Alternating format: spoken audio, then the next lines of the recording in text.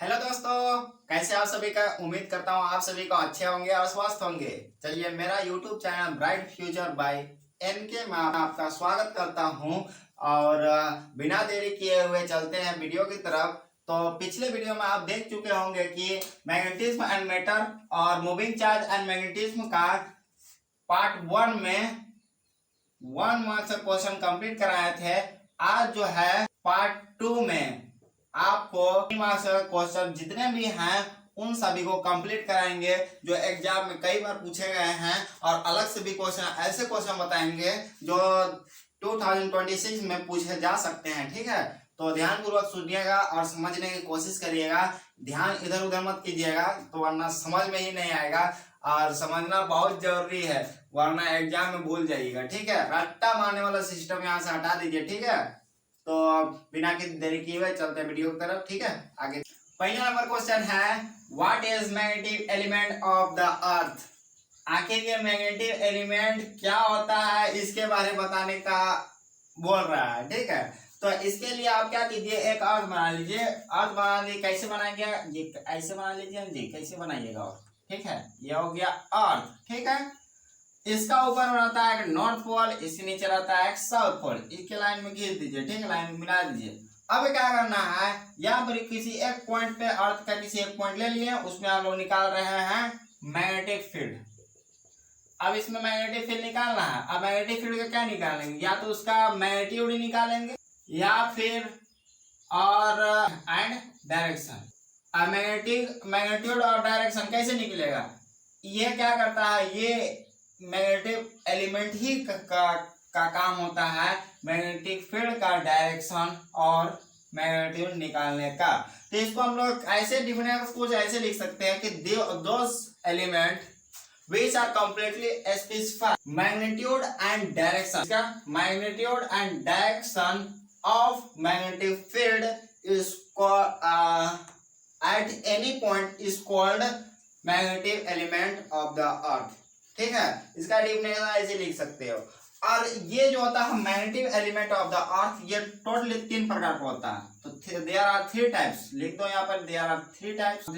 3 types में कौन कौन हो जाएगा, तो पहला हो जाता है मैग्नेटिक डिक्लिनेशन, दूसरा हो जाएगा तुम्हारा मैग्नेटिक इंक्लिनेशन, और तुम्हारा हो जाएगा तीसरा नंबर हॉरिजॉन्टल कंपोनेंट लास्ट। ये 3 प्रकार का जो एलिमेंट होता है, वो इसका काम होता है कि मैग्नीट्यूड और डायरेक्शन निकालने का काम करता है मैग्नेटिक फील्ड का, और अर्थ के किसी एक पॉइंट पे। ये था पहला नंबर क्वेश्चन जो कंप्लीट होता है। उम्मीद करता हूँ ये समझ में आया होगा। नहीं समझ में आया होगा तो एक बार फिर से वीडियो को पीछे देख लीजिएगा। ठीक है, सेकेंड नंबर क्वेश्चन में एक्सप्लेन करना है डायमैग्नेटिक मटेरियल, पैरामैग्नेटिक मटेरियल और फेरोमैग्नेटिक मटेरियल। इसको समझने के लिए आपको एक मजेदार कहानी इस द्वारा समझाने की कोशिश करेंगे। ठीक है, जैसे आप लोग जाते हैं शादी पार्टी में, कोई झूठ नहीं बोलेगा। ठीक है, वहां जाते होगे आप लोग कि यहाँ एक लड़का है और यहाँ एक लड़की है। ठीक है, ये दोनों क्या कर रहे हैं, शादी पार्टी में नैन मटक्का कर दिया है। ठीक है, अब नैन मटक्का कर दिया है तो ये क्या हुआ कि बड़े कमजोर टाइप में कर रहे हो। क्या हुआ कि ये खाली देखा, ये खाली देखा, ये उसमें क्या हुआ, कोई वैसा प्यार हुआ नहीं हुआ। तो ये अपने रास्ते चल गया और ये अपने रास्ते पे है। इस तरीके से ये इसका डायरेक्शन हुआ। ठीक है, इसका डायरेक्शन क्या हुआ, अपोजिट डायरेक्शन में चली गया। ठीक है, आगे यहाँ समझिएगा कि यहाँ पर एगो लड़का बना लो, इसका में चल जाए, और यहाँ पर एगो लड़की बना लो। अब ये दोनों नैन मटक्का क्या कर लिया है, ये यहाँ है। ठीक है, उसके बाद ये देख लिया, इन दोनों में प्यार हो गया। ठीक है, शादी पार्टी में तो जाते होंगे तो ऐसे ही करता होगा लड़का लोग और लड़की लोग। ठीक है, माना भी नहीं करता होगा, ये समझाने के लिए। ठीक है, दिल पे मत लेना। बाकी इसमें क्या करता है कि ये इधर से एक लड़का गया इस टाइप की, इसका डायरेक्शन क्या हो गया, डायरेक्शन हो गया, मान के चलिए मैग्नेटिक फील्ड है, इधर इसका डायरेक्शन टाइप चल गया। लेकिन क्या हुआ, थोड़ा कमजोर, धीरे धीरे। अब इधर गया, अब यहाँ पर चल जाओ तो यहाँ पर ये लड़का है और ये लड़की है, ये आराम से बैठा है। और इधर क्या हुआ कि ये इधर जाता है, नैन मटक्का हुआ। उसके बाद ये इसका जो है, इसमें मान के चलो यहाँ 2 महीना का प्यार हो गया। ठीक है, 2 महीना का हुआ और यहाँ एकदम बोला कि हम तुम्हारा शादी ब्याह कर लेंगे, लास्ट तक हो गया, एकदम पूरा स्ट्रॉन्ग मैग्नेटाइज हो गया। मतलब ये दोनों क्या होगा, बहुत बुरी तरह से मिल गए। यहाँ क्या हुआ कि 2 महीना हुआ, 3 महीना हुआ, साल भर हुआ, या क्या हुआ इससे खत्म हो गया, ये इसमें ये हुआ, ठीक है। इसमें क्या हुआ एकदम मिले हुआ देखा और वहां से क्या हुआ आपने डायरेक्शन चेंज करके निकल दिया। इस तरीके से समझिए, ठीक है। प्यार की भाषा में समझिएगा तो आसाम से समझ जाइएगा। बाकी बोलेगा पढ़ा लो जिसे रट्टा मार के समझिएगा वैसे नहीं समझ सकिएगा। तो डायमैग्नेटिक क्या हुआ, इसका डायरेक्शन अपोजिट रहा और इसका पैरामैग्नेटिक डायरेक्शन क्या हुआ मैग्नेटिक फील्ड की तरफ वीकली रहा, लेकिन क्या हुआ इसी डायरेक्शन पे रहा, ठीक है। और इसका क्या होगा कि स्ट्रॉन्ग हो गया, ठीक है। स्ट्रॉन्ग मैग्नेटाइज ये दोनों आपस में मिल गए, ठीक है, स्ट्रॉन्गली मैग्नेटाइज हो जाता है। तो इसका डेफिनेशन कुछ ऐसे समझ, इसको ऐसे समझिए जैसे यहाँ पर एक ले लिए हम लोग डायमैग्नेटिक मटेरियल में, एक ले लिए हैं जैसे यहाँ पर ले ले सीयू ले लेते हैं सोना, और इधर ले लेते हैं एक मैग्नेट। और इस मैग्नेट में जब ये सोना क्या करेगा, इसका डायरेक्शन क्या होगा, ये से मैग्नेटाइज होगा मिलेगा, लेकिन इसका डायरेक्शन अपोजिट रहेगा, रिपेल जल्दी करेगा, रिपेल आराम से कर जाएगा, ठीक है, रिपेल करेगा आराम से, ठीक है। इसका डायरेक्शन उल्टा साइड रहेगा, इस मैग्नेटिक फील्ड यहाँ है, इसका ये मैग्नेट है, इसमें मैग्नेटिक है, इसका डायरेक्शन क्या होगा अपोजिट है। और यहाँ पर जैसे एक एल्युमिनियम लेते हैं जिससे जहाज बनता है, अब इसमें जब इसमें चुंबक लगाते हैं तो ये मैग्नेटाइज तो होगा,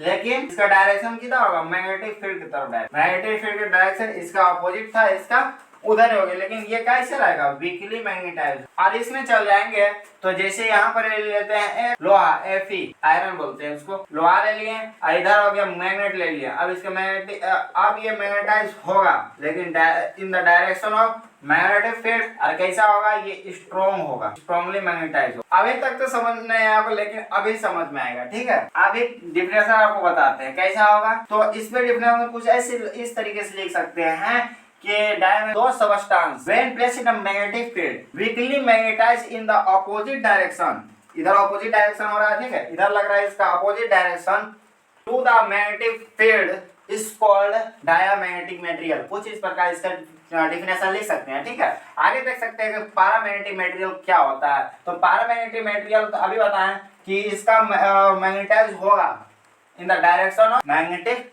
फील्ड, ठीक है। तो दो substance when placed in magnetic field, जैसे एक सबस्टेंस क्या है ये एल्युमिनियम, ठीक है, when placed in magnetic field weakly magnetized to the direction of magnetic field is called paramagnetic material, ठीक है। अब आगे देख सकते हैं कि फेरोमैग्नेटिक मटेरियल क्या होता है। तो फेरोमैग्नेटिक मटेरियल में क्या होगा स्ट्रांगली मैग्नेटाइज होगा to the direction of magnetic field. दो substance when placed in magnetic field strongly magnetized to the direction of magnetic field is called ferromagnetic material। ये था 3 प्रकार का, उम्मीद करता हूँ आसानी से समझ पाए होंगे। अगर वो नहीं समझ पाए होंगे तो इसको देखिएगा, सारी पार्टी वाला ध्यान दीजिएगा, ठीक है। पहला में क्या होता है कि डायमैग्नेटिक मटेरियल में देखा, लेकिन वो क्या हुआ ये अपने यहाँ पर बैठा रहा, लेकिन वो क्या हुआ वो मैग्नेटाइज नहीं हुआ, वो थोड़ा सा रिपेल कर दिया, कमजोर तरीके से वो मैग्नेटाइज हुआ था, ठीक है। और उससे कमजोर होता है ये जो उसी डायरेक्शन में मैग्नेटाइज होता है, लेकिन वीकली मैग्नेटाइज होता है। और इसमें होता है कि एकदम पूरे चिपक जाता है, एकदम चिपका रहता है, आसानी छोड़ने की कोशिश करेगा नहीं छूटेगा, वही हो जाता है हम तोहरे से बियाह कर अब वाला सिस्टम हो जाता है इसमें, ठीक है। इसमें क्या होता है आसानी से अगर घर वाले बोला कि तुम नहीं कर सकते तो यहाँ से अलग हो गया, ठीक है, यहाँ तो देखते ही अलग हो गया, ठीक है। इसको समझने की कोशिश करिएगा, किसी कोई भी दिल पे नहीं लीजिएगा, ये था बस समझाने के लिए, ठीक है।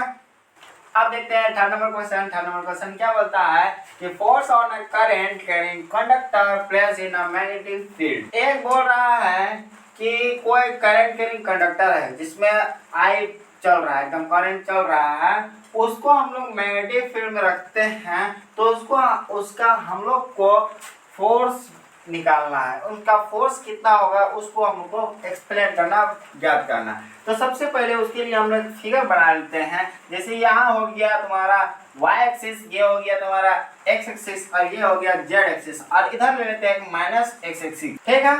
x एक्सिस ले लिए, उसके बाद इसका जो मैग्नेटिक फील्ड लगेगा, इसका मैग्नेटिक फील्ड इस डायरेक्शन पे लगेगा, ठीक है। और इसका जो करंट है वो प्लस z एक्सिस की तरफ जा रहा है, और इसका इलेक्ट्रॉन जो है माइनस z एक्सिस की तरफ जा रहा है, ठीक है। तो इसका कंसीडर वाला पार्ट तो खुद से भी लिख सकते हैं, अगर नहीं लिखना आ रहा तो उसको बता देते हैं। तो कैसे लिखेंगे कि कंसीडर अ कंडक्टर, क्या लिखें, consider a conductor and take place, conductor take place on the z axis, z axis बनाएंगे रख दिया, ठीक है। And electron flow on the minus z axis and current flow on the plus z axis, ठीक है। इतना सब बता दिए। ये था इसका कंसीडर वाला पार्ट। आगे इसका एक्सप्लेनेशन कर सकते हैं, जैसे ये जो मैग्नेटिक फील्ड दिख रहा है बी की वजह से कंडक्टर में कोई किसी न किसी प्रकार का मैग्नेटिक फील्ड लगता होगा।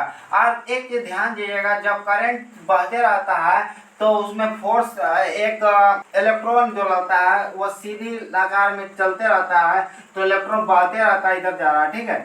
तो उसमें एक ड्रिफ्ट वेलोसिटी आता है, तो बीडी आता है। तो इसमें हम लोग फोर्स इसका कैसे निकाल सकते हैं, तो कंडक्टर की वजह से फोर्स कितना होगा, जैसे यहाँ रखते हैं, इसका चेंज कर देते हैं, ठीक है। फोर्स की वजह से नहीं, मैग्नेटिक फील्ड की वजह से कंडक्टर में, तो इसमें लिखेंगे कंडक्टर, इसमें पहले force on a conductor, force on a conductor, force on a conductor by magnetic field के द्वारा जो कंडक्टर में फोर्स लग रहा है वो क्या लग रहा है, तो फोर्स क्या लग रहा है, जैसे यहाँ पर एफ। अब यहाँ फोर्स कैसे कैसे लगता है, जैसे यहाँ पर कोई चार्ज तो बढ़ रहा है, चार्ज जैसे चार्ज लग रहा है उसकी वजह से फोर्स लगेगा, मतलब q f is equal to q लिख दिए, ठीक है। एक ये लगा, उसके बाद यहाँ देखिए एक लगा बी डी, ठीक है, और एक लगा बी डी, तो लगा दिए बी डी। और उसके बाद ये किस डायरेक्शन में, उसको डायरेक्शन एंगल पता करने के लिए क्या लगाना पड़ता है, साइन थीटा लगाना पड़ेगा। तो यहाँ होंगे साइन थीटा लगा दिए, ठीक है। इतना सब समझ में आ गया। तो इसको मान लेते हैं इक्वेशन 1। तो ये हुआ मैग्नेटिक फील्ड की वजह से जो हम लोग का फोर्स लग रहा है, ये इतना लिख रहा है। तो यहाँ से एक चीज हम लोग निकाल सकते हैं, यहाँ पर एक चार्ज। तो चार्ज कैसे कैलकुलेट करते हैं, तो चार्ज ऑन अ कंडक्टर, तो इसमें लगा लेंगे, दूसरा स्टेप में लिखेंगे charge on a conductor. Conductor में कितना चार्ज है उसको कैलकुलेट करना पड़ेगा ऑन अ कंडक्टर। तो चार्ज क्या हो जाएगा, क्यू। अब चार्ज कैसे निकालते हैं, चार्ज कैसे, नंबर इसमें लगाएं तो पहले माइनस लगाएं। माइनस क्यों लगाएं, क्योंकि इलेक्ट्रॉन है, इलेक्ट्रॉन क्या रहता है, माइनस में रहता है। पहले नंबर ऑफ इलेक्ट्रॉन n लिख दिए, ठीक है। अब उसमें लिखिए e, ठीक है, नंबर ऑफ इलेक्ट्रॉन Ne, और इसका लेंथ कितना, उसका लंबाई कितना है, तो इसमें लिख दिए l, ठीक है। और इसका एरिया पोर्शन कितना है, तो इसका लिख दिए a, ठीक है। तो ये हो गया इसका चार्ज का। अब चार्ज को वैल्यू क्या करेंगे, पुट इन इक्वेशन, पुटिंग लिख देते हैं, पुटिंग इन इक्वेशन 1, इसमें पुट कर देते हैं। तो पुट करेंगे तो क्या हो जाएगा, F इज इक्वल टू हो जाएगा Q, Q की जगह क्या हो जाएगा माइनस E एन ए, और इसको एल लिख देते हैं, ठीक है, एल सुविधा होगा, ठीक है।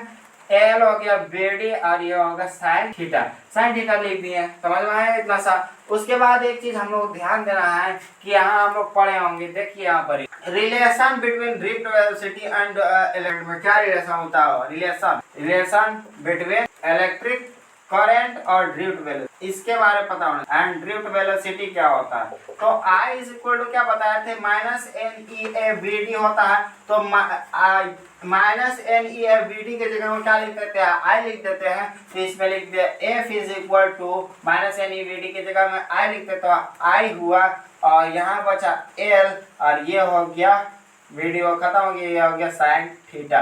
तो यहाँ से हम लोग जो फोर्स मिल रहा है कंडक्टर में वो कितना मिल रहा है, वो मिल रहा है आपका, ये हो गया, एक मिस्टेक हुआ यहाँ पर देखिएगा, यहाँ पर एक चीज छूटा होगा, फोर्स लग रहा मैग्नेटिक फील्ड की वजह से भी फोर्स लगता, बी लिख दिया, ठीक है।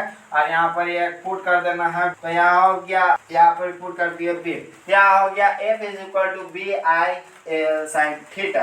तो इसमें एक चीज ध्यान देना है कि यहाँ पर अब यही फोर्स होगा, ठीक है, इसका फोर्स इतना ही निकलेगा। आगे अगर इसका देखा जाए तो ये होता है एक वेक्टर क्वांटिटी। फोर्स क्या होता है, वेक्टर क्वांटिटी तो होता है, तो वेक्टर के रूप में हम लोग लिख सकते हैं। तो वेक्टर को कैसे लिख, तो इसमें हो गया, इसमें करंट, उसका लेंथ तो चेंज नहीं होगा, ठीक है, लेंथ चेंज नहीं होगा, और उसका क्या चेंज नहीं होगा, मैग्नेटिक फील्ड चेंज नहीं होगा। तो चेंज क्या होगा, चेंज सिर्फ होगा आई, इसको वेक्टर में फॉर्म में लिख सकते हैं, बी वेक्टर क्रॉस क्या हो जाएगा, b vector l vector cross l vector, तो ये हो गया इसका ऑन अ कंडक्टर, ठीक है। इतना सा है इसका पता होना, इतना से बस था। दिस इज रिक्वायर्ड, इसमें इतना ही तो दूर सकते हैं, बाकी वेक्टर क्वांटिटी था इसलिए हम लोग को इसको ऐसे लिखना पड़ा।